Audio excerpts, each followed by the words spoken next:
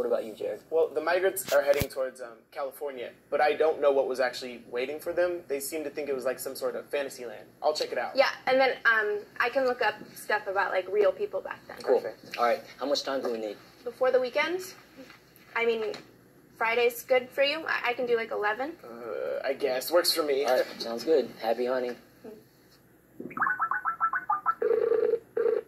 And then that guy lost his pants trying to climb on the Oh, so that was actually my roommate. Yeah, that was, the assignment. Should we get to it? Sorry, man. Yeah, I was supposed to research the Dust Bowl, right? And it turns out that the Dust Bowl was this massive ecological disaster. It was years of over-farming, and this massive drought led to a series of really powerful storms. Check it out. Here's a map of the U.S. from 1934 to 39, and that's when the novel takes place, right? If you look at the areas in black, according to the map, those areas were in extreme and severe drought for at least half of that time. That's the Oklahoma Panhandle right there, and that's where the Jodes are from, right? So I mean, I guess the migrant in the excerpt could be too. Whole farms were buried. I mean, check out this photo right here. Man, it makes you think about New Orleans post-Katrina, except with dirt instead of water. You know, I was really curious what you said, Jared, about the promise of California. Turns out conditions weren't much better there either. So, I mean, here, this photograph here by Dorothea Lang, it's a photo of a family that's already been living in 10 years in California and still totally struggling. I've got one too. Ever since the gold rush, California is seen as this promised land. But this is a picture of what was actually waiting for the Jodes when they set out west. Yeah, just like my photo. I mean, if conditions were so bad in California, like, why did people continue to go there? They had, like, letters and newspapers and stuff, right? Like, didn't they know? Well, that's the thing, though. I mean, poverty still exists in this country today, and it's not front-page news. I mean, plus, the big farms back then were advertising falsely what it was like to live in California and work in California. How do you know that? Read the book. Yeah. It was such a hopeless time, and they had to go somewhere. I think California just gave them that hope. Man, I gotta finish this book. So wait, so I have a question about this excerpt. So I made a note here that Al's like in a really bad mood. He's cursing and grumbling. He won't look anybody in the eye. What do you guys think that's about?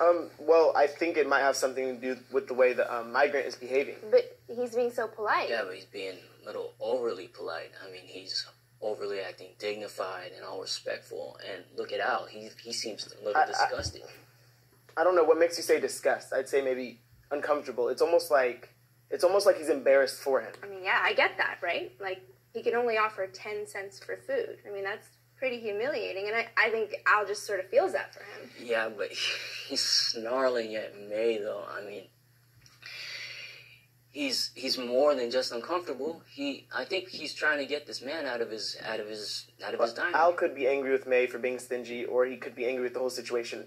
I'm not sure, but what I really think is interesting is the fact that they're arguing over a loaf of bread. That's symbolic of basic human needs to me. Oh, symbolism, yes, very good.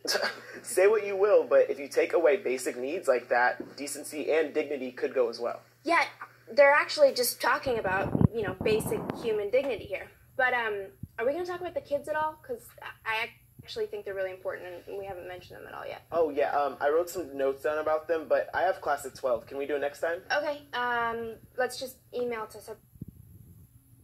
Okay, let's move on to the think questions. Think question here. Number 1. All right, I might have to write those down for you, so we'll move to that.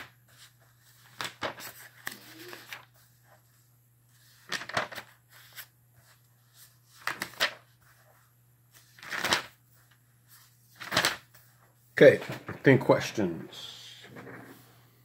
Grapes of Wrath, think questions number 1. Why does the man not use more money from his pouch to get more food that the family wants or needs? Use textual evidence to support your answers. Claim. He does not use more money because he is budgeting to get his family to California. That's the claim. Evidence. Quote, may sound funny to be so tight, unquote. He apologized. We got 1,000 miles to go and we don't know if we'll make it. Analysis. The man has to make sure he takes care of his family. This is why he's being so tight with his money. He wants to get to California with still enough money to buy, find shelter, and look for work. That's number one there. Number two. What does the children's reaction to seeing the candy say about their experiences in life so far? How does this moment elicit the reader's empathy? Claim. The children's reaction demonstrate that they are poverty-stricken children born to poor parents devastated by the impact of the Dust Bowl on the Southern Plains. The children's experiences have not been one of luxury, but of survival. This moment elicits the reader's empathy because it is painful and difficult to see children living in such conditions. Evidence. The little boys raised their eyes to her face and they stopped breathing. Their mouths were partly opened. Their half-naked bodies were rigid. Let's look for the analysis. Analysis. The children are amazed because they stopped breathing and had their mouths partly open. They, the children, are awestruck at the sight of the candy because they have never had the pleasure of tasting such delights or sweets. Number three.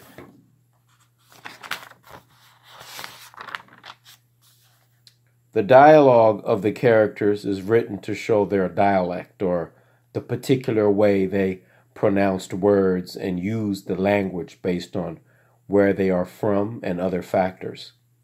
How does the dialogue help the reader to better understand the characters? Claim.